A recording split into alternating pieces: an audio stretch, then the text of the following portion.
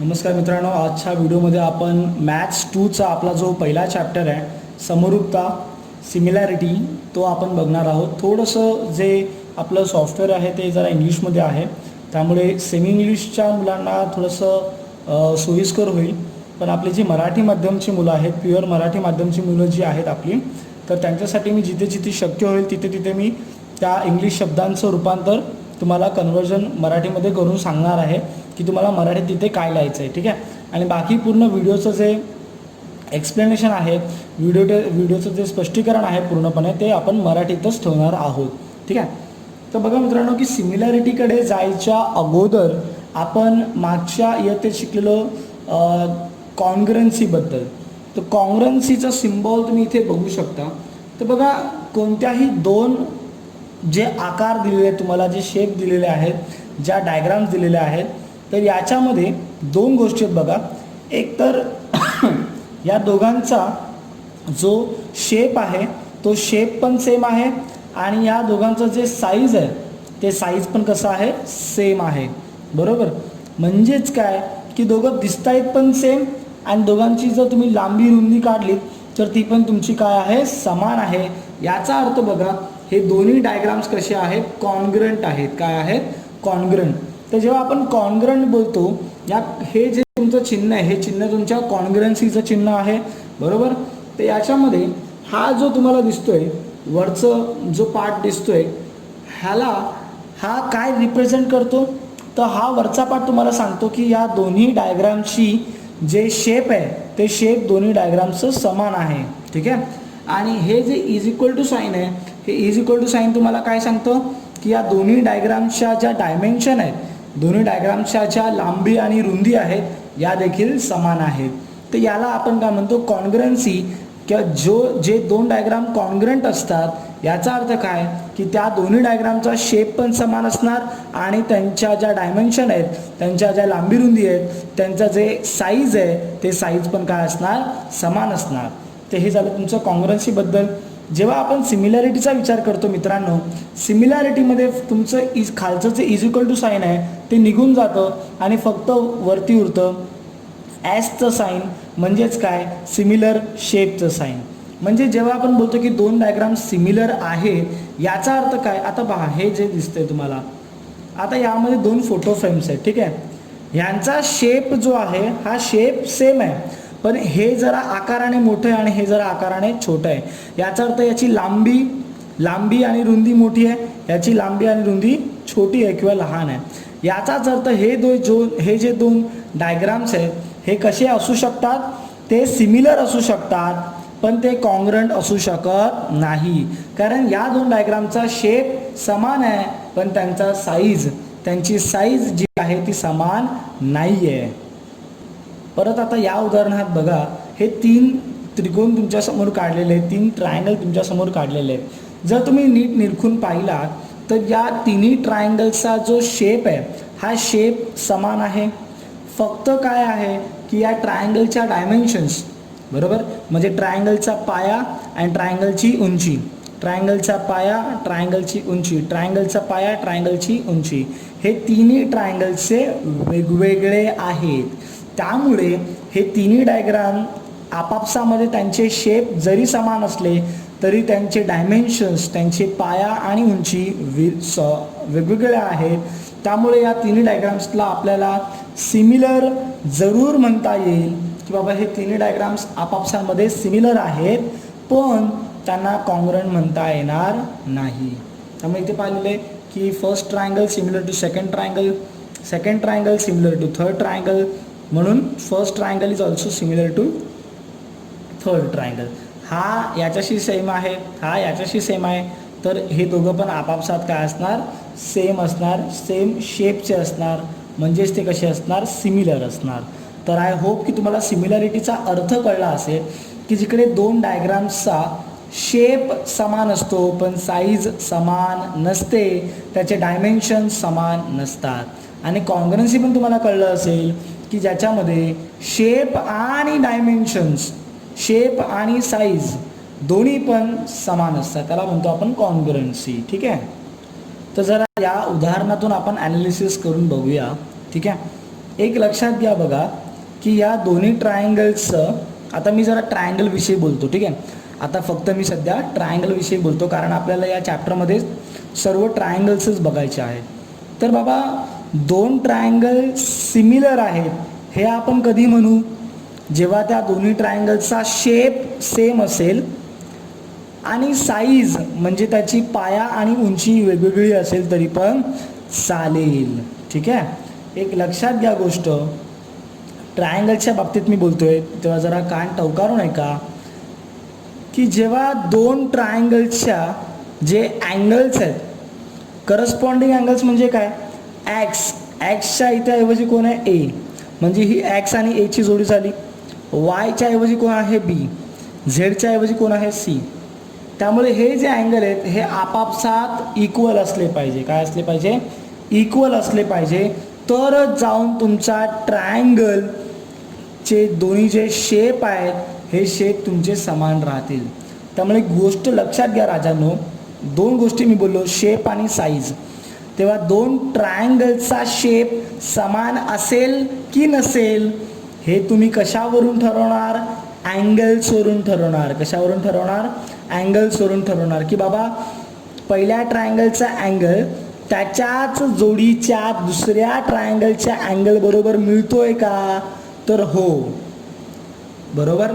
तर इथे तुमचे शेप समान झाली. आणि साईज कशावरून ठरवणार, तर ज्या तुमच्या त्रिकोणाच्या 3 बाजू आहेत, त्रिकोणाचा पाया आहे, त्रिकोणाची उंची आहे, तर ह्या त्रिकोणाच्या 3 बाजू, पाया आणि उंची, तर याच्यावरून तुम्ही त्रिकोणाची साईज ठरवणार, ठीक आहे. मी काय बोललो की दोन ट्रायंगल सिमिलर आहेत, याचा अर्थ काय, दोन्ही ट्रायंगलचा शेप समान असणार आहे, म्हणजेच काय, प्रत्येक अँगल दुसऱ्या जोडीबरोबर, त्याच्या जोडीतल्या अँगल बरोबर इक्वल असणार, ठीक आहे.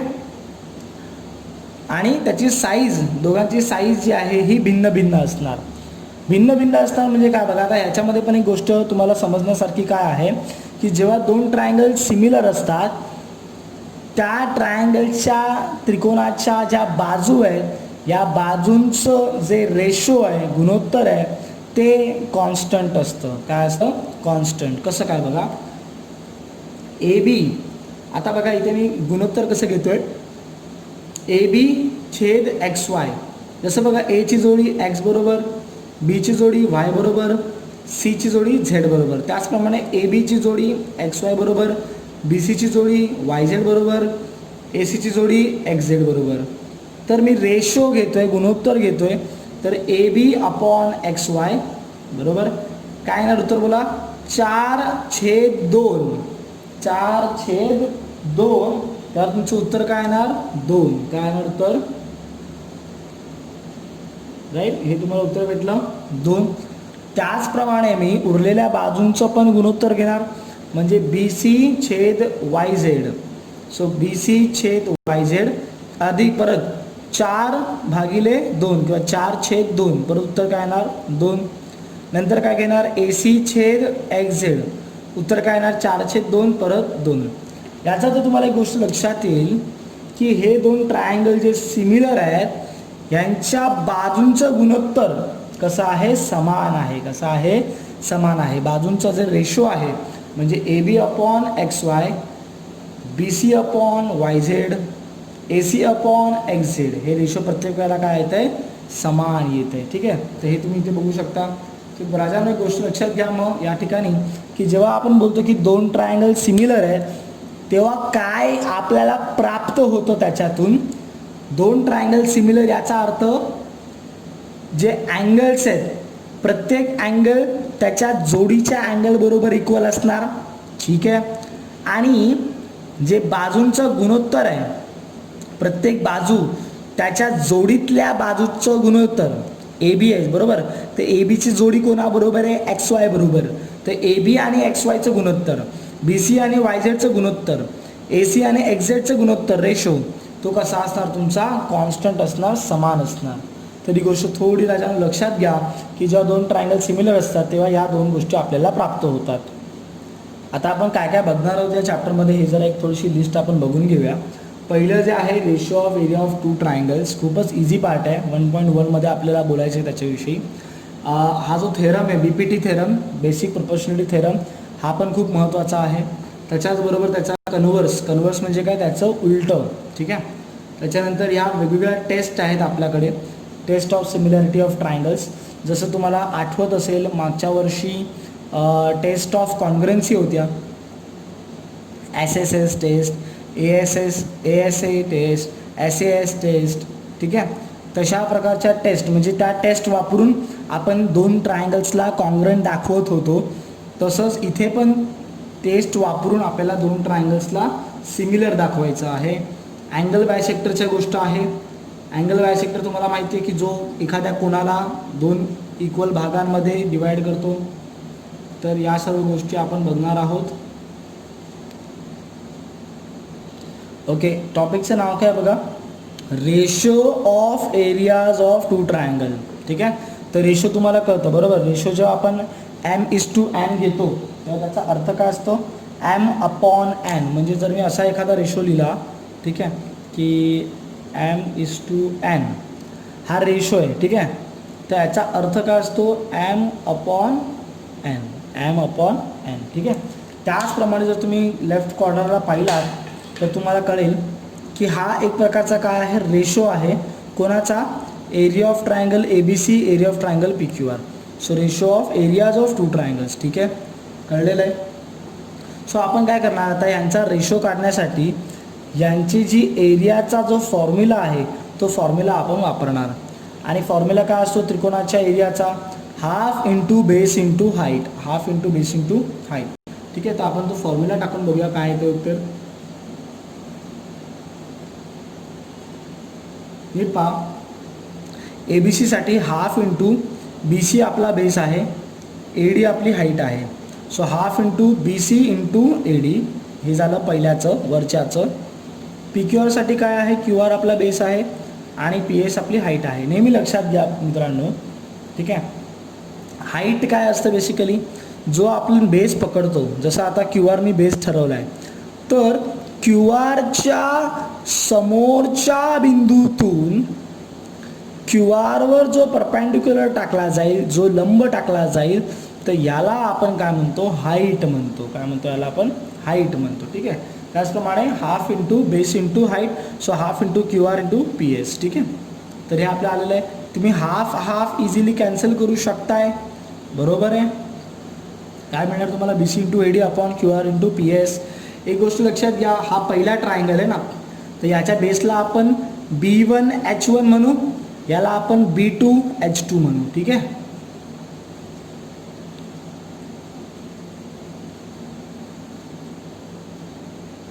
जे मी बोललो ते लिहिलं त्यांनी.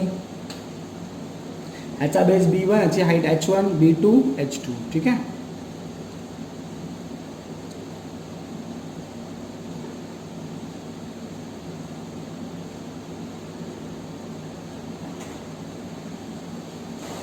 सो इथे आपल्याला रेशो ऑफ देअर एरियाज भेटणार आहे. Ratio of areas of triangle nothing but B1 into H1 upon B2 into H2. ठीक आहे. आता याच्यामध्ये काय आहे की आपण एक स्पेशल कंडिशन टाकू शकतो. मी तुम्हाला ओरली सांगतो, तुम्ही लक्षात घ्या की जर या दोन ट्रायंगलचे बेस समान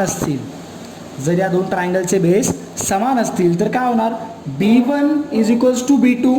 त्यामुळे आपण B1 B2 जो आहे हा इझिली कॅन्सल करू शकतो. सो हे कॅन्सल झाल्यावर आपल्याला काय भेटणार, H1 अपॉन H2. म्हणजेच असे दोन ट्रायंगल की ज्या दोन ट्रायंगलचा बेस समान आहे, तर अशा बेस समान असलेल्या ट्रायंगलचं जेव्हा आपण एरियाचं रेशो घेणार, त्या ठिकाणी बेसेस कॅन्सल होणार आणि that ratio of the triangle with the equal bases ते इक्वल असणार H1 अपॉन H2. ठीक आहे. मी तुम्हाला सांगून ठेवतो आताच. दुसरी गोष्ट म्हणजे बघा, बेस समान असतील तर काय झालं, B1 B2 कॅन्सल झालं आणि उत्तर काय राहिलं, ratio of area is equals to H1 upon H2. हे जर हाईट समान असतील म्हणजे B1 B2 वेगवेगळे पण H1 is equal to H2, म्हणजे जर हाईट समान असतील तर H1 H2 काय होणार, कॅन्सल होणार आणि त्या ratio of areas of triangle काय भेटणार, is equal to B1 upon B2. काय भेटणार, B1 अपॉन B2. ठीक आहे. अशा प्रकारची ही गोष्ट आहे. आणि गोष्ट लक्षात घ्या, अजून मी तुम्हाला तिसरं पण सांगून ठेवतो. हे झालं दुसरं. हां, पहिलं काय होतं, जेव्हा बेस समान असतील तेव्हा काय असणार, area ratio of areas of triangle is equals to H1/H2. दुसरं काय, जेव्हा हाईट समान असतील तेव्हा काय असणार, ratio of areas of triangle is equals to B1/B2. तिसरं काय आहे की जेव्हा बेस पण समान असतील आणि हाईट पण समान असतील, मग काय होणार, B1/B2 पण कॅन्सल होणार, H1/H2 पण कॅन्सल होणार, उरणार काय 1/1. काय उरणार 1/1. लक्षात ठेवा हे तिन्ही गोष्टी. सो पहिलं बघा त्याने काय घेतलं, जे मी आता जस्ट एक्सप्लेन केलं ना, की H आणि H म्हणजे दोघांच्या हाईट सेम आहेत आणि बेस वेगवेगळे आहेत, बरोबर.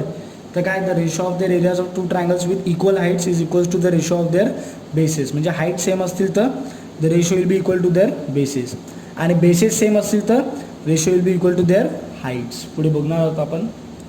आता तुम्ही बघू शकता दोन ट्रायंगल दिसतात तुम्हाला, ट्रायंगल ACB हा मोठा ट्रायंगल झाला आणि ट्रायंगल APB हा छोटा ट्रायंगल झाला. ठीक आहे, या दोघांचा बेस जो आहे हा कॉमन बेस आहे, म्हणजे एक समान बेस आहे AB, बरोबर. याच्यात इथे बेस समान आहे आणि हाईट तुमच्या ज्या आहेत या वेगवेगळ्या आहेत. सो जिथे बेस समान असेल तिथे रेशो कसा असणार, equal to the heights, ratio of heights H1/H2. ठीक आहे, प्रॉपर्टी तुम्ही लक्षात ठेवा. सो आता आपण जरा वास्तविक 1.1ला सुरुवात करतोय. Base of triangle is 9 and height is 5. ते पहिल्या ट्रायंगलविषयी बोलता येते लोक. बेस 9 आहे, हाईट 5 आहे. बेस ऑफ अनदर ट्रायंगल, दुसरा ट्रायंगल तुमचा 10 आहे बेस आणि हाईट किती आहे 6.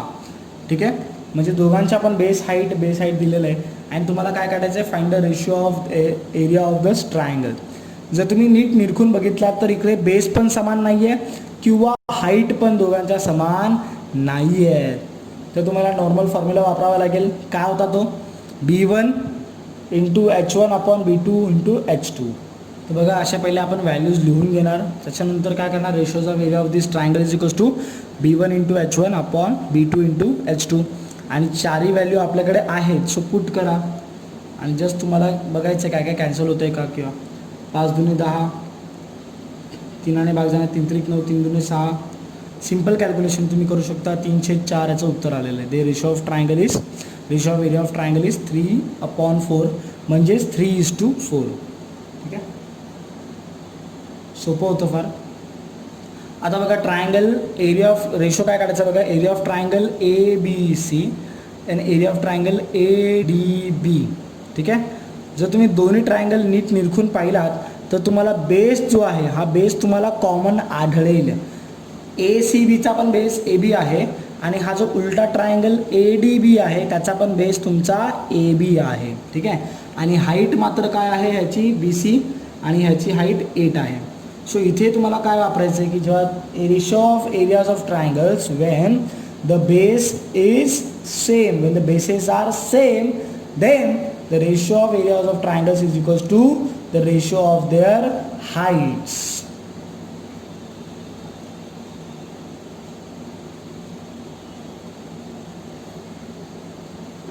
डायरेक्टली त्यांनी वापरलेलं बघा, बेसिस तर ऑलरेडी समान आहे. सो इथे आपल्याला कारण लिहिणं भाग आहे, bases are equal hence areas proportional to the height. ठीक आहे, मग इथे तुम्ही मराठीमध्ये लिहू शकता की समान पाया असल्या कारणाने जे गुणोत्तर आहे, ठीक आहे, क्षेत्रफळाचं गुणोत्तर हे कसं असणार, तुमच्या उंचीच्या गुणोत्तराइतकं असणार. मराठीमध्ये ते एक्सप्लेन करतो काय आहे ते. दोघांच्या व्हॅल्यूज टाकल्या 4/8 म्हणजेच 1/2. सो ही तुम्हाला व्हॅल्यू भेटलेली आहे. सिंपल आहे पण जरा नीट लक्ष द्या. इन ॲडजॉइंट फिगर बघा तुम्हाला 2 ट्रायंगल दिसत असतील. PS परपेंडिक्युलर टू हा RQ आहे, RQला पुढे एक्सटेंड केलेला आहे S पर्यंत, PS परपेंडिक्युलर टाकलेला आहे, QT परपेंडिक्युलर आहे तुमच्या RPवर. जर एक गोष्ट लक्षात घ्या, जर हाईट जे असतं नेहमी लक्षात घ्या, हाईट हे नेहमी एक परपेंडिक्युलर डिस्टन्स असतं. म्हणजे त्या मानाने जी तुमची QT आहे की नाही, ही QT जी आहे ही तुमच्या ट्रायंगल PQR ची हाईट बनू शकते, बरोबर. आणि जी PS आहे ही तुमचं जे ट्रायंगल आहे PQR याची हाईट बनू शकते. गोष्ट लक्षात घ्या राजांनो, तुम्हाला कदाचित दोन ट्रायंगल माहीत असतील, acute triangle, obtuse triangle. Acute म्हणजे त्याच्यामध्ये लघुकोन असतो, ऑब्ट्यूज म्हणजे विषमकोन असतो, सॉरी विशाल कोन असतो. ठीक आहे. सो याच्यामध्ये PQR जो आहे हा तुमचा ऑब्ट्यूज ट्रायंगल आहे. नेहमी लक्षात घ्या, ऑब्ट्यूज ट्रायंगलची हाईट ही ट्रायंगलच्या बाहेर असते, ही ट्रायंगलच्या बाहेर असते, आणि अक्यूट ट्रायंगलची हाईट ही ट्रायंगलच्या आतमध्येच असते. ठीक आहे. सो त्यांनी काय दिले तर व्हॅल्यूज काय काय दिले त्या पहिले करून घ्या. RQ दिली आहे 6, PS दिली आहे 6, PR दिला आहे 12, फाईन काय सांगितले QT. ठीक आहे. सो QT म्हणजे मी तुम्हाला काय बोललो, QT is the height of triangle PQR है ना. इथे तुम्हाला दोन ट्रायंगल घ्यायचे बघा, ट्रायंगल PQR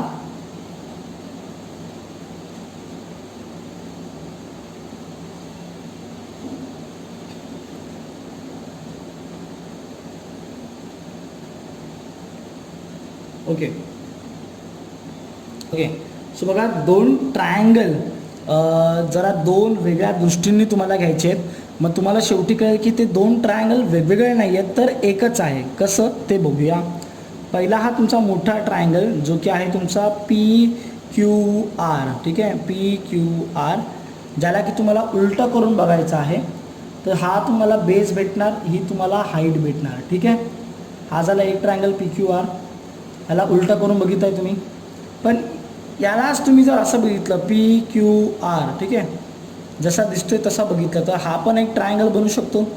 आणि तुम्हाला कळून चुकेल की जो PQR तुम्ही वेगळ्या दृष्टीने बघितलेला, इथून जो बघितलेला आणि जो PQR तुम्ही समोरून बघताय तो एकच PQR आहे, बरोबर. त्यामुळे ऑब्व्हियसली त्या दोघांचा जो एरिया आहे, दोघांचं जे क्षेत्रफळ आहे हे कसं असणार, समान असणार. त्यामुळे इथे आपण वापरलेला आहे की हा जो एरिया आहे हा पण ट्रायंगल PQRचा एरिया आहे, हा एरिया जो आहे हा पण ट्रायंगल PQRचा एरिया आहे. हा एरिया ट्रायंगलला इथून बघितल्यामुळे आलेला आहे, हा एरिया ट्रायंगलला समोरून बघितल्यामुळे आलेला आहे. ठीक आहे. व्हॅल्यूज आपण पुट करायला सुरुवात करूया. हाफ तुमचं कॅन्सल होईल.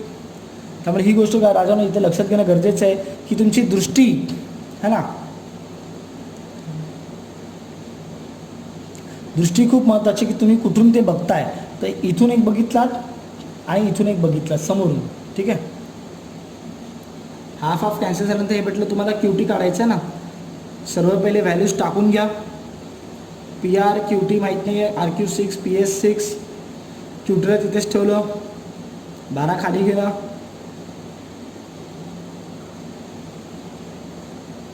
उत्तर आलं तुमचं QT = 3. अशा प्रकारे तुम्हाला QTची व्हॅल्यू भेटणार. सो याच्यामध्ये काय प्रॉपर्टी यूज केली माहिती आहे का, की जी आपली तिसरी प्रॉपर्टी मी सांगितलेली की जेव्हा दोन्ही ट्रायंगल्सचं क्षेत्रफळ समान असेल. ठीक आहे. त्यामुळे बघा ट्रायंगल एकच होता या सममध्ये, फक्त त्याला बघायचा दृष्टिकोन, बघायचे जे दृष्टिकोन होते ते दृष्टिकोन 2 होते. ठीक आहे. ठीक आहे. तर लक्षात घ्या बघा, इन ॲडजॉइंट फिगर AP जो आहे परपेंडिक्युलर आहे BCला, AD आणि BC जे आहेत ते पॅरलर आहेत. Then find the ratio of triangle ABC. शोधून घ्या पहिले ABC भेटला. अँड ट्रायंगल BCD भेटला. सो ABC आणि BCD. ठीक आहे. तर हे दोन ट्रायंगल आहेत, यांचं तुम्हाला एरिया काढायचा आहे. राजानं जर तुम्ही एकदम नीट निरखून जर पाहिलात, ठीक आहे, ABC आणि BCD ह्यांचा बेस बघा तुम्हाला सेम वाटतोय का. BC हा ABCचा पण बेस आहे आणि BC हा BCDचा पण बेस आहे, बरोबर आहे. बेस समान वाटतोय तुम्हाला, बरोबर आहे.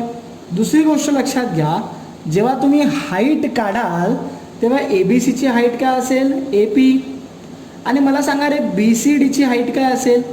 बघा BCD हा विशाल कोन आहे, बरोबर. ऑब्ट्यूज ट्रायंगल आहे. सो ह्याची हाईट कुठे असणार, बाहेर असणार. त्यामुळे या शिरोबिंदूतून आपण ही अशी हाईट टाकू आणि तुम्हाला एक बघून आश्चर्य होईल, आणि ते मी त्याला एखादं नाव देतो. ठीक आहे.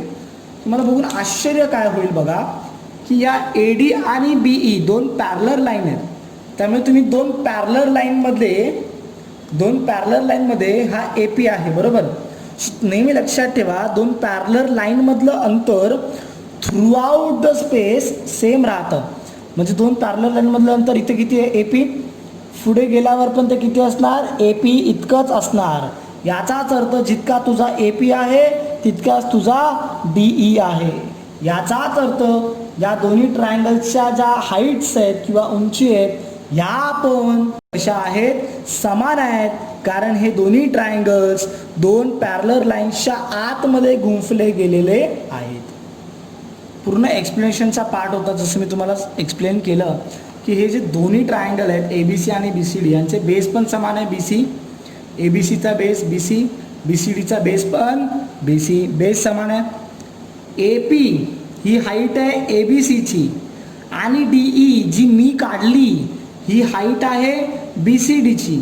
लक्ष दिलात तर तुम्हाला कळेल की दोन्ही पॅरलर लाईन्सच्या मध्ये, दोन्ही पॅरलर लाईन्सच्या आतमध्ये ए पी आणि डी ई आहे. तर ए पी जितकी असणार तितकीच काय असणार तुमची डी ई असणार. त्यामुळे या ठिकाणी दोन्ही ट्रायंगलच्या उंची पण काय झालेल्या आहेत समान झालेल्या आहेत आणि त्यामुळे the ratio of areas of triangle A P into B C, जो बी सी डी आहे इथे काय यायला पाहिजे D E into B C. आणि पुढच्या स्टेपला तुम्ही काय करा डी ई च्या ऐवजी लिहा ए पी, त्याने डायरेक्ट लिहिलेलं आहे. ठीक आहे, मग सर्व कॅन्सल होऊन काय भेटणार 1/1 म्हणजेच 1:1. ठीक आहे, हा झाला तुमचा रेशो. सिंपल आहे. चला मस्तपैकी एक मोठं सम बघूया.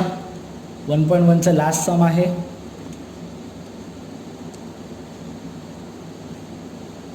एक एक ट्रायंगल आता आपल्याला शोधायचं आहे बरं का.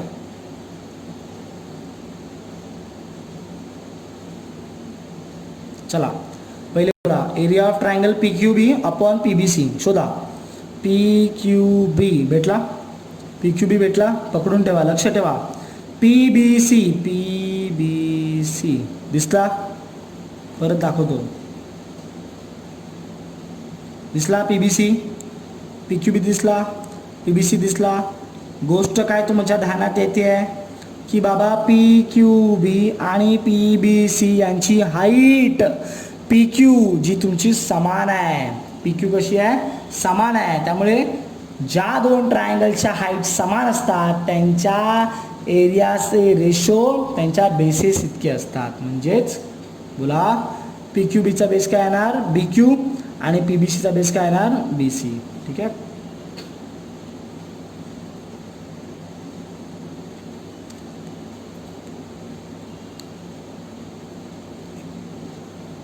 Q B upon B C.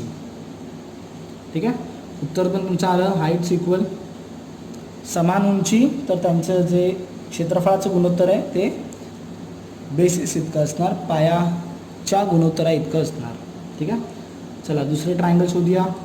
Triangle P B C आणि ए बी सी दिसला का. ए बी सी तर मोठा ट्रायंगल आहे की नाही, दिसते तुम्हाला पी बी सी आणि ए बी सी. तुमच्या बघता क्षणी लक्षात येईल हा बघा हा ए बी सी हा पी बी सी, हा ए बी सी हा पी बी सी. बरोबर, काय गोष्ट लक्षात येते की पी बी सी आणि ए बी सी यांचे पाया समान आहेत. दोघांचा काय आहे पाया समान आहे, तर त्यांच्या क्षेत्रफळाचं गुणोत्तर किती असणार त्यांच्या उंचींच्या गुणोत्तरा इतकं असणार. सो पी बी सीची उंची किती असणार पी क्यू आणि ए बी सीची उंची किती असणार ए डी. सो उत्तर किती असणार बोला तुम्ही पी क्यू छेद ए डी, पी क्यू छेद ए डी. म्हणजे पाया समान असतील तर क्षेत्रफळांचं गुणोत्तर त्यांच्या उंचींच्या गुणोत्तरा इतकं असणार. ठीक आहे, दुसरं बघा ए बी सी दिसतोय तुम्हाला, ए बी सी हा मोठा ए बी सी आणि ए डी सी शोधा कुठे ए डी सी. बघा A B C A D C, A B C A D C. ठीक आहे, गोष्ट लक्षात घ्यायची काय आपल्याला ए बी सी आणि ए डी सी ते हाईट सेम आहे ना, दोन्ही ट्रायंगलची हाईट सेम आहे. त्यामुळे जर हाईट सेम असेल तर दोन्ही ट्रायंगलच्या एरियाचं गुणोत्तर त्यांच्या बेसिस इतकं असणार. सो ए बी सीचा बेस काय आहे बी सी आणि ए डी सीचा बेस काय आहे डी सी. ठीक आहे,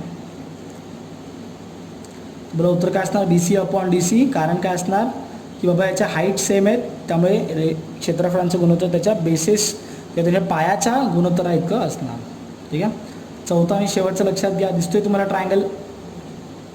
ADC दिसला, ADC नंतर PQC, ADC PQC, ADC PQC. ठीक आहे, ओके. पुढे बोला. ADC मध्ये बघा, आता ADC मध्ये काय, काहीच सेम नाही आहे ना.